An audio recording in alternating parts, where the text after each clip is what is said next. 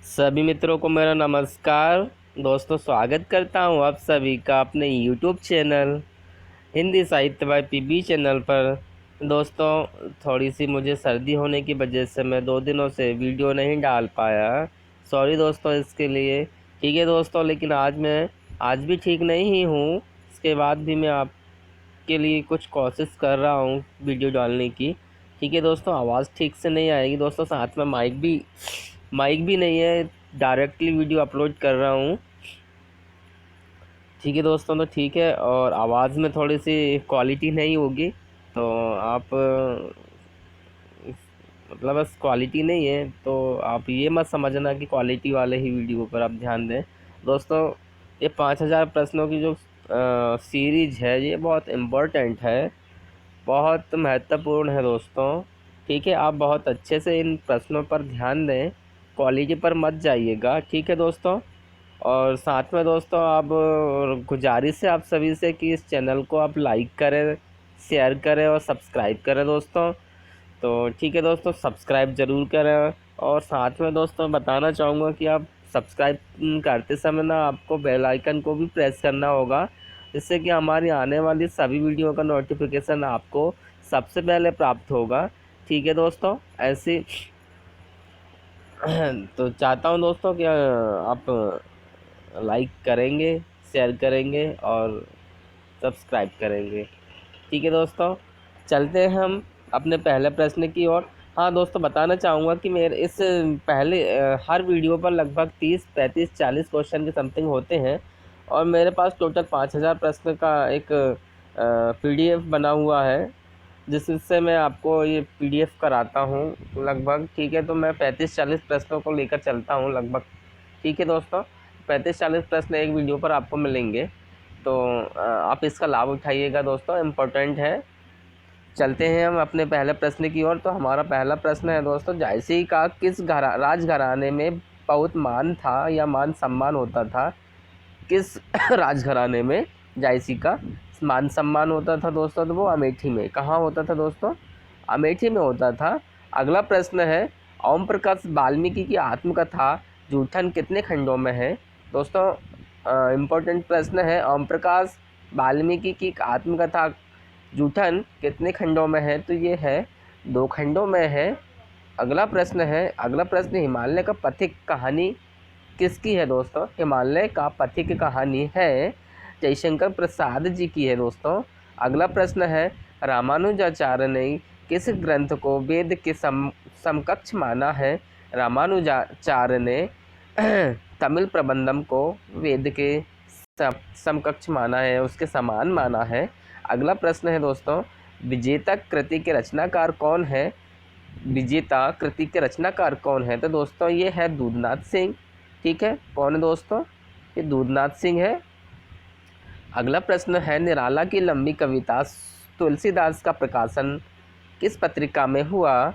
निराला की लंबी कविता तुलसीदास का प्रकाशन किस पत्रिका में हुआ? तो ये हुआ दोस्तों सुधा पत्रिका में। सुधा पत्रिका में प्रकाशन हुआ निराला जी की, सूर्यकांत त्रिपाठी निराला की जो सबसे लंबी कविता है उसका, जो तुलसीदास है। ठीक है, लंबी कविता तुलसीदास है, वो किस पत्रिका में प्रकाशित हुआ? या तो ये बताना है अपने को। आंसर है अपना सुधा। क्या है दोस्तों अपना आंसर? सुधा। सुधा पत्रिका में। अगला प्रश्न है, वर्णभेद के आधार पर भक्ति काल की व्याख्या नहीं की जा सकती, तो ये किसने कहा? ये कहा है रामविलास शर्मा ने। किसने कहा? रामविलास शर्मा ने। अगला प्रश्न है, हिंदी का वर्ड्सवर्थ किसे कहा जाता है? हिंदी का वर्ड्सवर्थ किसे कहा जाता है? तो सुमित्रानंदन पंत जी को। किसको कहा जाता है? सुमित्रानंदन पंत जी को। ठीक है दोस्तों, अगला प्रश्न है, अगला प्रश्न 1 मिनट मित्रों।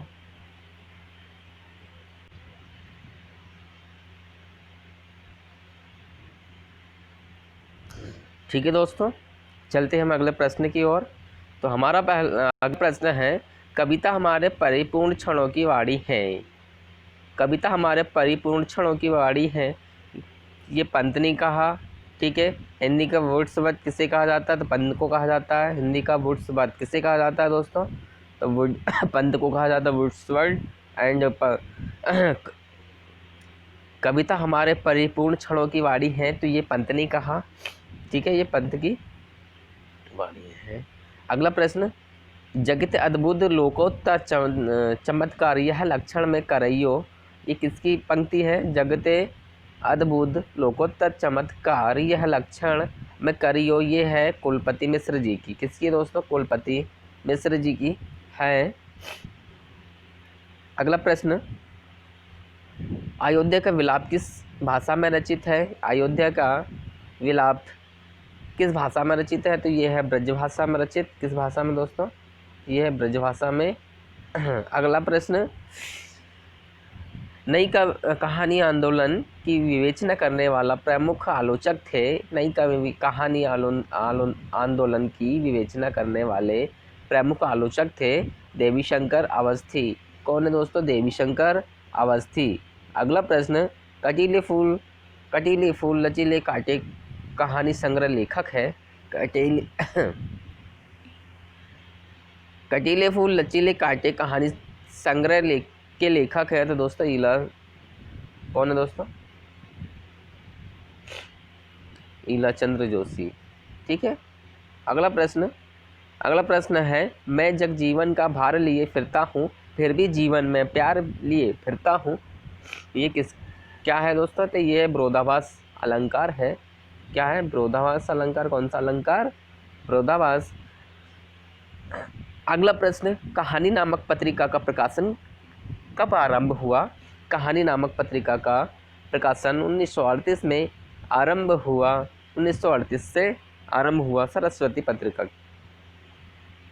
अगला प्रश्न, हिंदी कहानी का विकास किस पत्रिका के प्रकाशन से आरंभ होता है? हिंदी कहानी का विकास किस पत्रिका के प्रकाशन से आरंभ होता है? तो दोस्तों बताया, आपको पता है, सरस्वती पत्रिका से आरंभ माना गया है। ठीक है। अगला प्रश्न है, 1900 ईस्वी में सुदर्शन में प्रकाशित कहानी मन की चंचलता के लेखक कौन थे? 1900 ईस्वी में सुदर्शन में प्रकाशित कहानी मन की चंचलता के लेखक थे माधव प्रसाद मिश्र। कौन है दोस्तों? माधव प्रसाद मिश्र। अगला प्रश्न, दलित विमर्श में किस विधा पर सर्वाधिक लेखन हुआ? दलित विमर्श में किस विधा पर सर्वाधिक लेखन हुआ? तो ये आत्मकथा पर। ठीक है। अगला प्रश्न, इंस्टॉलमेंट किस कहानी का संग्रह है? तो यह भगवती चरण वर्मा।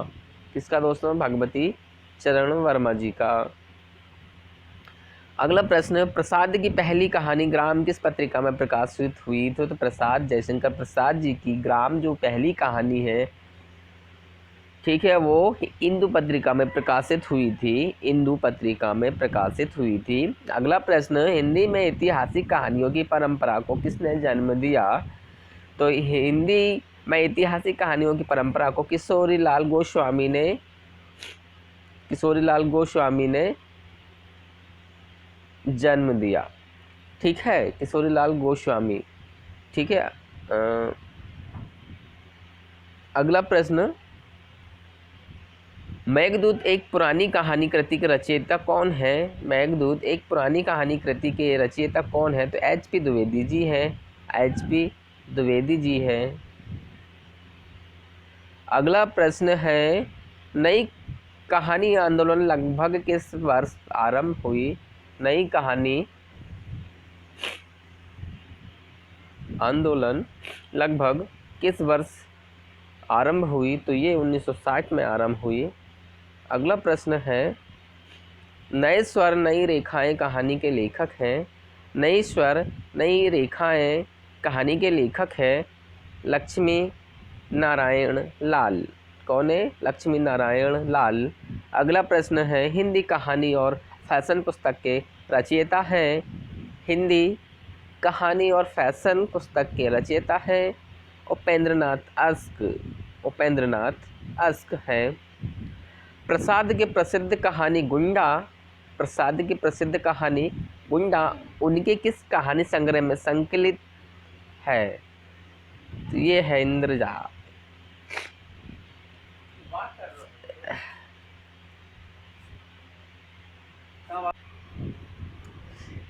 अगला प्रश्न, दक्षिणी भारत हिंदी प्रचार सभा का मुख्यालय कहाँ स्थित है? दक्षिणी भारत हिंदी प्रचार सभा का मुख्यालय कहाँ स्थित है? तो चेन्नई में है। कहाँ है दोस्तों? चेन्नई में। अगला प्रश्न है, बदबू कहानी के लेखक शेखर जोशी हैं। कौन है दोस्तों बदबू कहानी के लेखक? शेखर जोशी। ठीक है। अगला प्रश्न, सबसे उत्तम कहानी वह होती है जिसके आधार किसी मनोवैज्ञानिक सत्य पर हो। कथन किसका है? सबसे उत्तम कहानी वह होती है जिसका आधार किसी मनोवैज्ञानिक सत्य पर हो। कथन किसका है? तो यह है मुंशी प्रेमचंद। किसका है? मुंशी प्रेमचंद। अगला प्रश्न, पिंगल मुनि को अवतार मानते हैं। पिंगल मुनि को अवतार मानते हैं, शेषनाग का अवतार मानते हैं दोस्तों। शेषनाग का अवतार मानते हैं। अगला प्रश्न इम्पोर्टेंट प्रश्न, बहुत बहुत महत्वपूर्ण प्रश्न जो बार बार पूछा गया है दोस्तों। शेक्सपियर के गांव में लेख के रचनाकार कौन है? शेक्सपियर के गांव में दोस्तों ये लेख एक रचना है दोस्तों, शेक्सपियर के गांव में। ठीक है। इसके लेखक हैं रामवृक्ष बैनीपुरी। कौन है दोस्तों? रामवृक्ष बैनीपुरी। ठीक है दोस्तों, हमारा वीडियो यहाँ पर समाप्त होता है और आप सभी ने बहुत अच्छे से देखे होंगे दोस्तों। पूरा वीडियो देखा करो, पूरे वीडियो में ही आपको इम्पोर्टेंट प्रश्न की जानकारी प्राप्त हो सकती है। अब शुरू में ही एक दो प्रश्न को देखकर और आप वीडियो को बंद कर देते हैं तो दोस्तों इसमें तैयारी नहीं हो सकती दोस्तों। ये 5000 प्रश्न जो है कि सारे के सारे इम्पोर्टेंट हैं, जो कि सभी प्रश्नों को आपको लिखना है, पढ़ना है, इस वीडियो को ना बार बार देखना है। ठीक है दोस्तों, तो यही आप सबसे विनती है कि आप इस वीडियो या इस चैनल की सारी वीडियो को ना पूरा देखा करें, पूरे प्रश्नों को बहुत अच्छे से लिखें। ठीक है, ऐसे आशा करता हूँ दोस्तों, उम्मीद करता हूँ आप सभी से। और ठीक है दोस्तों, चैनल को लाइक, सब्सक्राइब, शेयर ज़रूर करें। Thanks for watching. जय हिंद दोस्तों।